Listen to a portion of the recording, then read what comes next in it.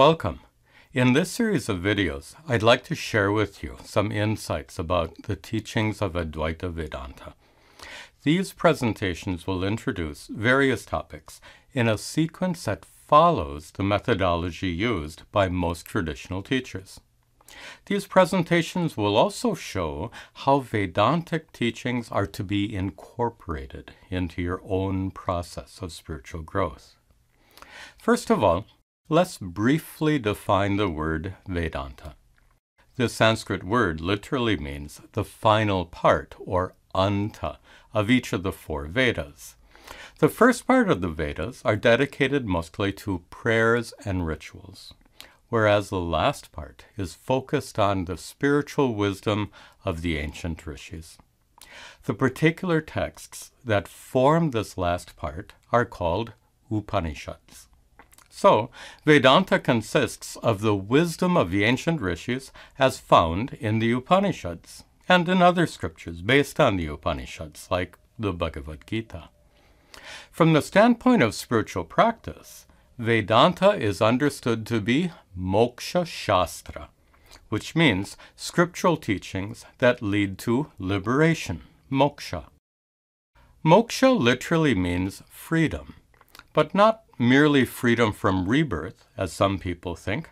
Moksha also means freedom from suffering, here and now. An enlightened or liberated person is one who's been completely freed from suffering through the teachings of Vedanta. Simply speaking, Vedanta is a solution to the problem of human suffering. But then, is it even possible to be completely free from suffering? Everyone experiences physical and emotional pain. Is moksha like an anesthetic that somehow numbs our bodies and deadens our emotions to eliminate any kind of pain? That wouldn't be desirable at all. In fact, pain calls our attention to problems that need our attention. It's kind of a warning system. In the absence of pain, serious physical and emotional problems could go unaddressed. But there's a difference between pain and suffering. When you feel pain, you also react or respond to that pain. When you have a splitting headache, you might think, when will this awful throbbing stop? Or when a loved one dies and you feel deep sadness and loss, you might respond to such painful feelings by thinking, how can I go on living without him? My life will never be the same. These anguished responses and tormented feelings are examples of suffering, the suffering that arises as a reaction to physical or emotional pain. To be clear, pain is a basic physical or emotional feeling, but suffering, on the other hand, is the distress or anguish that arises in response to pain. When we experience pain, however bad it might be, the feeling of suffering that accompanies it will make us feel even more miserable. For human beings, pain is inevitable. But fortunately, suffering can be avoided. It's possible to experience pain without suffering. That is, you can feel physical or emotional pain without all the distress or anguish that usually accompanies it. This isn't as improbable as it might seem. You yourself experience this when you watch a sad movie.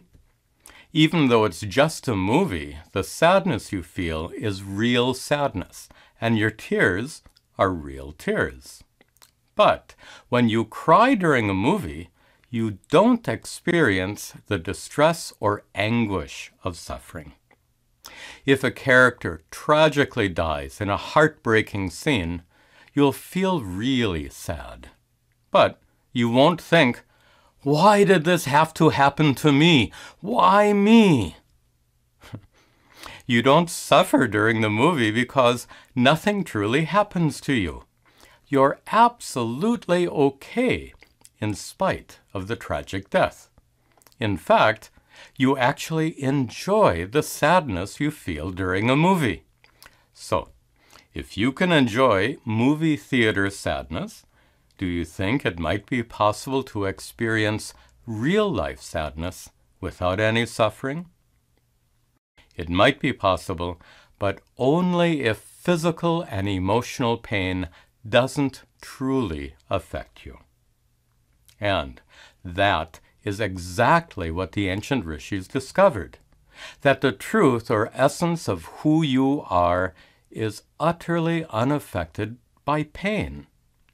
They used the word atma to designate what is sometimes called the inner divinity, or your divine nature, or the presence of God within you.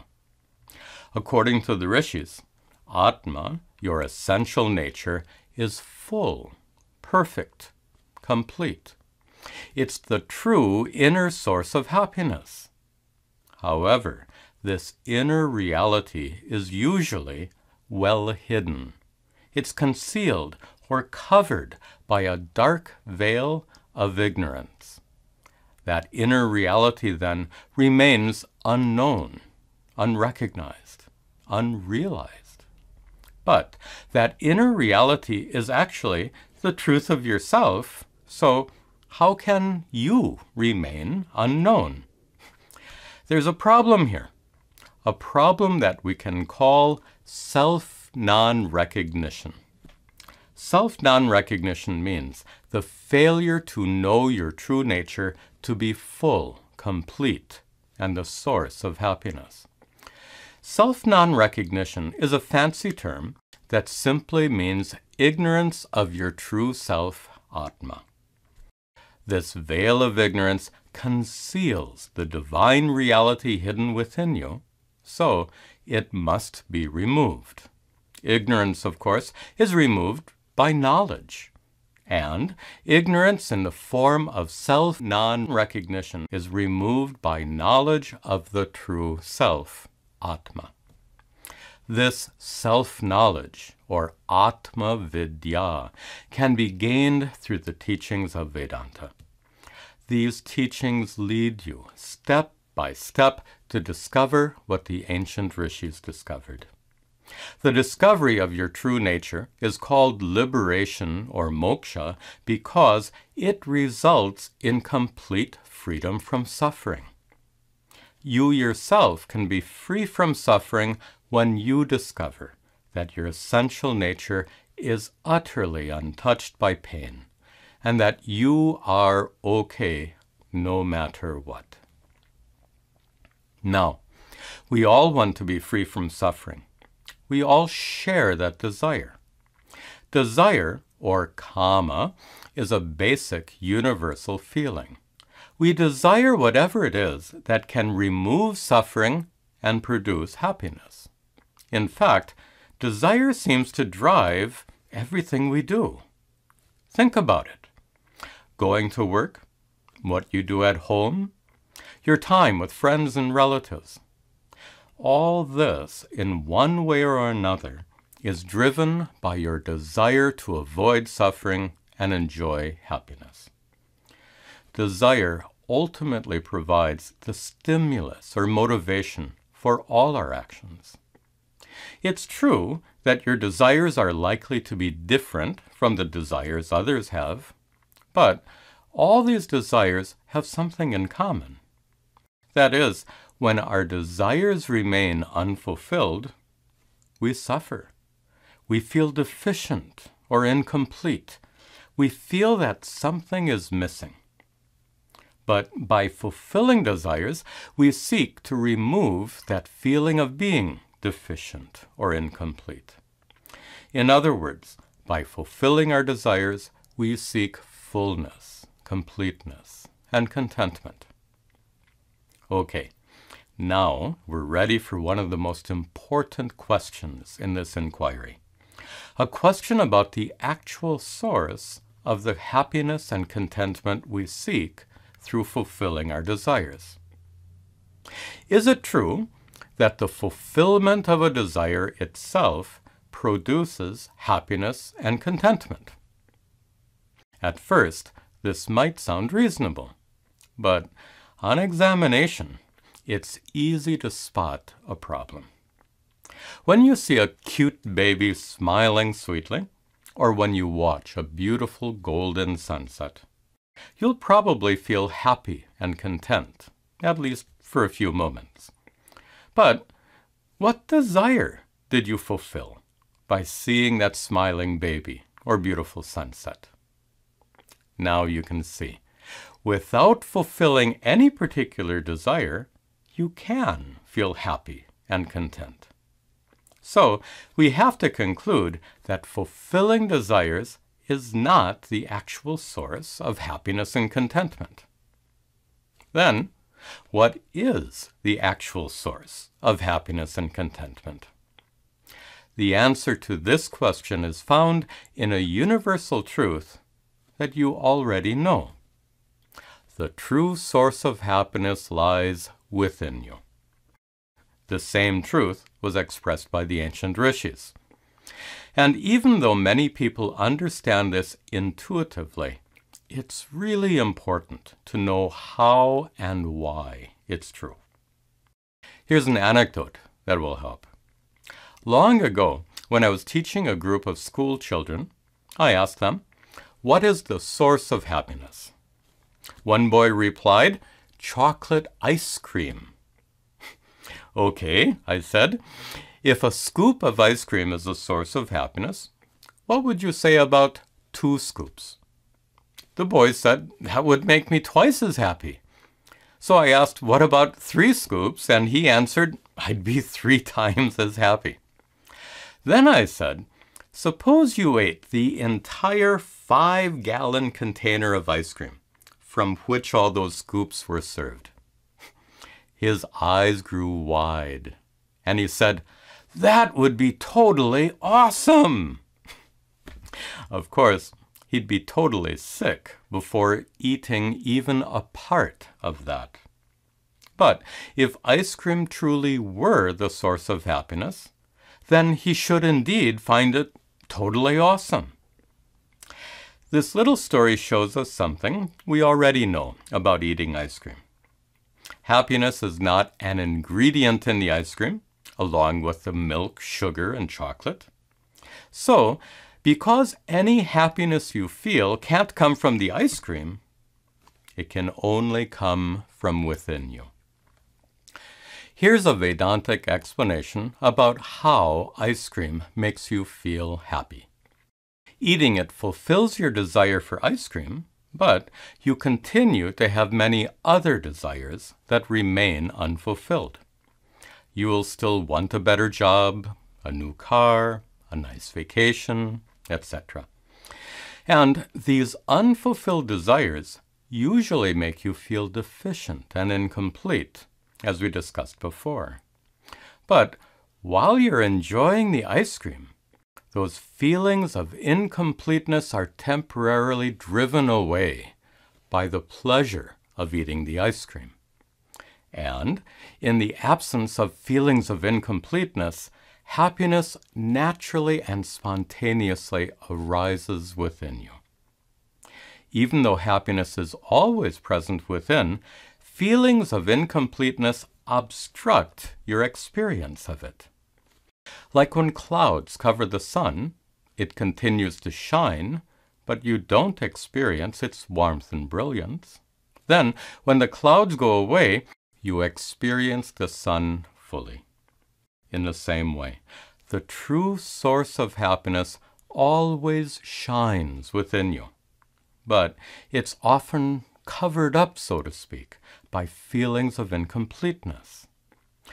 When a pleasurable experience dispels those feelings of incompleteness, the ever-present happiness within you shines forth.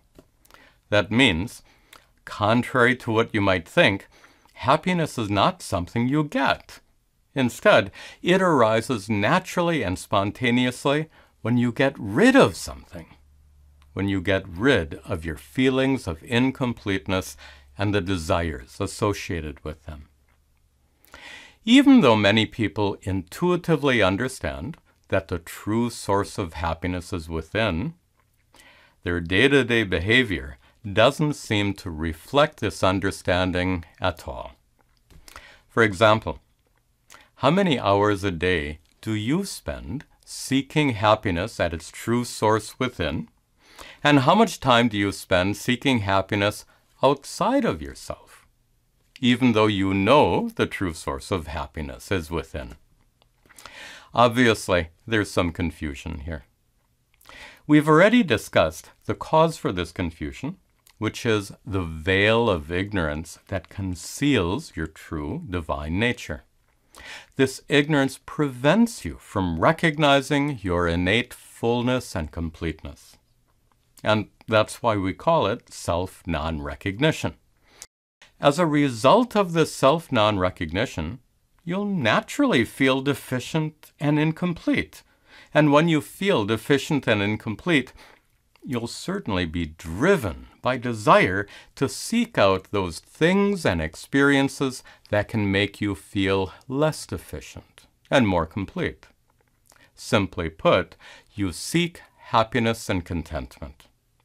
The problem is, as long as you're driven to seek out happiness and contentment outside of yourself, your search will go on endlessly.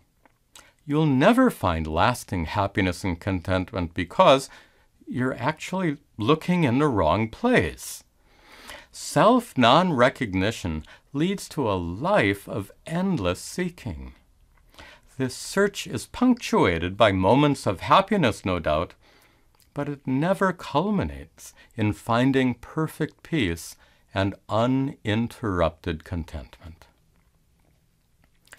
There's a delightful story that's often used to illustrate the problem of self-non-recognition. It's called the 10th man story, even though it usually refers to 10 boys. These boys were brahmacharis, religious students, who lived and studied with their guru in a traditional school, a gurukulam.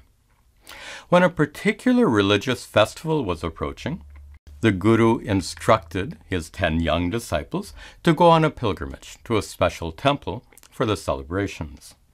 The guru himself was too old to make the journey, which required several days of travel on foot, over fields, through forests, and across rivers. When the boys were en route, one of the rivers they had to cross was too deep to wade across, and no ferry boat was available. So, one by one, they each swam across the river.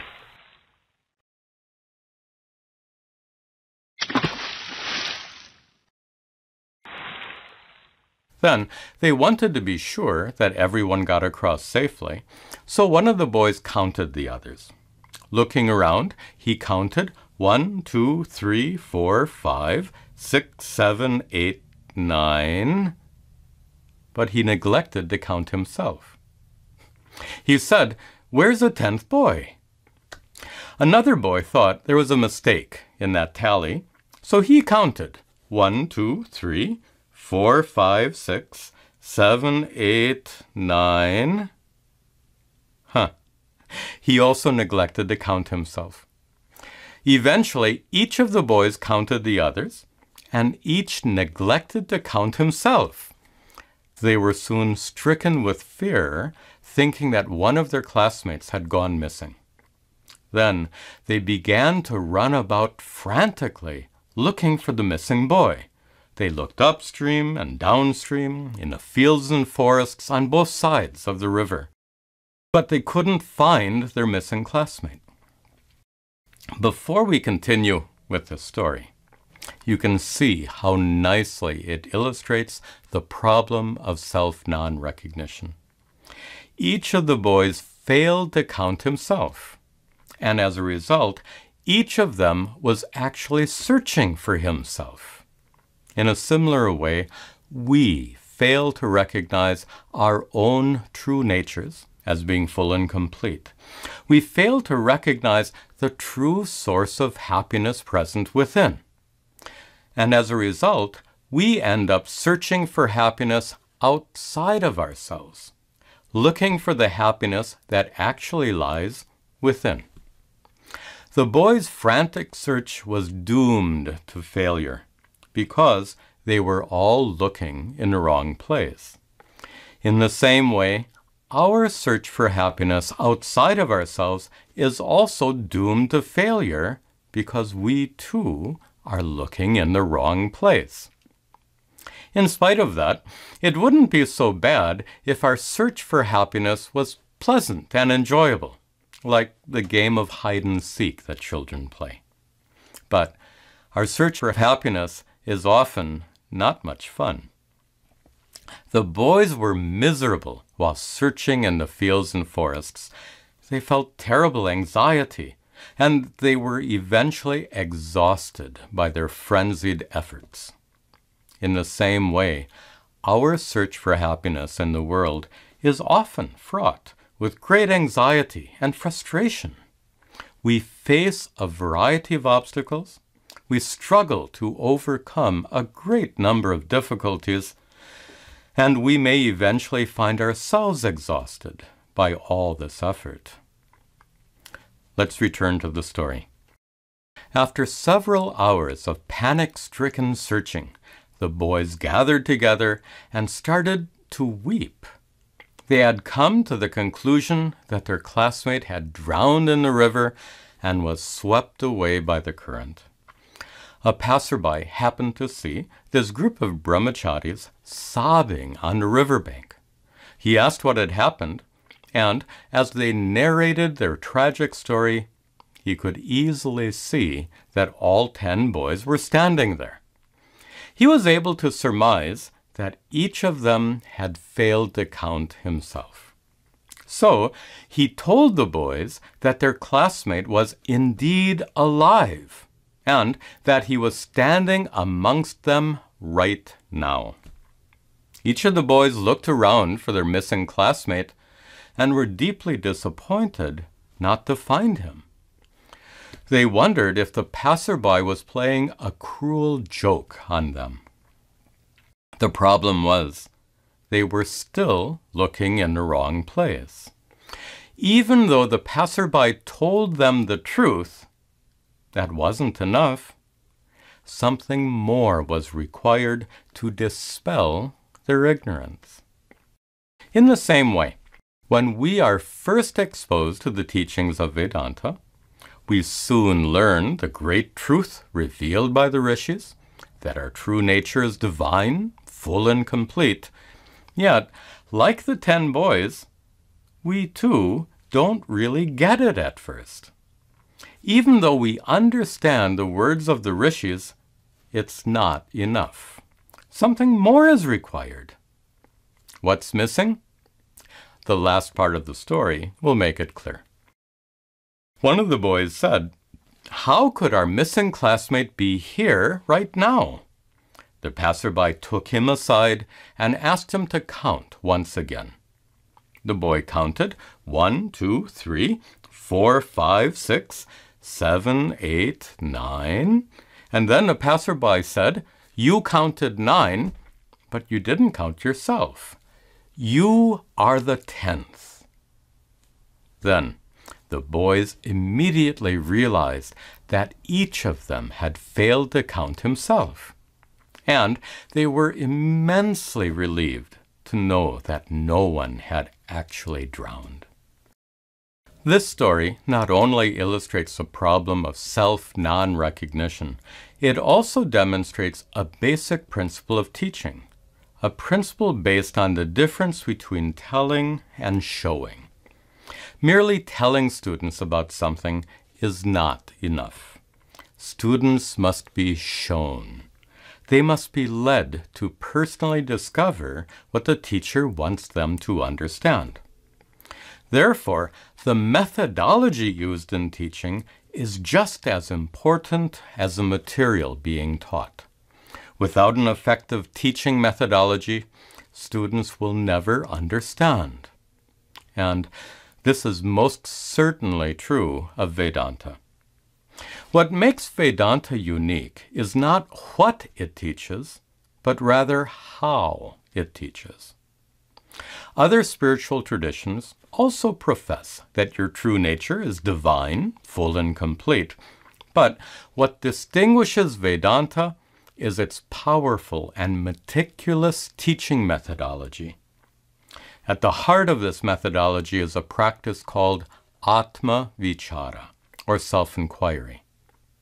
So Vedanta doesn't merely tell you that your true nature is full and complete. Instead, it uses its unique methods to lead you step by step by means of an inward-turned process of self-inquiry, atma vichara, which culminates in the discovery of what the ancient rishis discovered. Discovery of your innate fullness and completeness, which is the true source of happiness. That very process of self-inquiry will form the basis for our next discussion. Om Sarve Bhavantu Sukhinah Sarve Santu Niramayaha Sarve Bhadrani Pashyantu Ma Kaschid Dukkha Bhag Bhavet Asato Ma Satgamaya Tamaso Ma Jyotirgamaya Mrityorma Amritangamaya. Om Shanti Shanti Shanti.